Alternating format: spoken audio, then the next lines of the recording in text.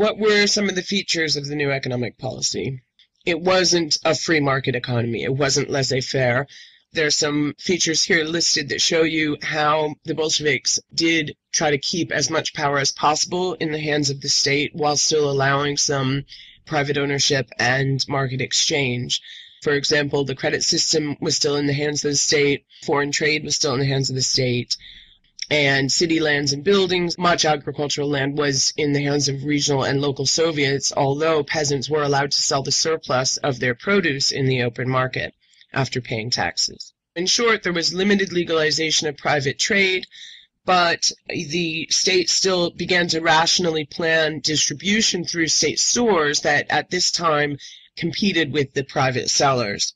Many people in the party argued that socialist industry was a stimulus to private trade, theoretically, but they also at this time conceded that private trade could be a stimulus to socialist industry, which was already lagging and showing a lot of problems. During war communism, there were many kinds of problems, including just shortages, major shortages.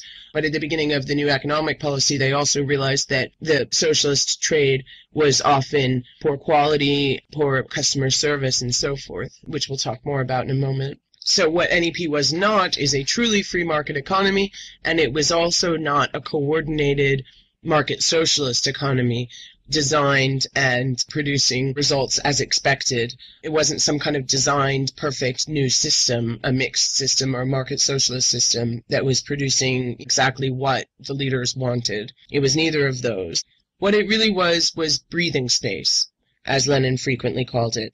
And there are descriptions written at the time that convey what a relief it was, and how shocked and pleased everyone was when they started to see actual food in markets. So there's this wonderful quote from Michael Bulgakov where he speaks of waves of fabric, lace, rows of boxes of face powder. There's a confectioner's shop at every step, and all day until closing they're full of people. The shelves are full of white bread, wheatmeal loaves, French rolls, countless rows, and so on and so on.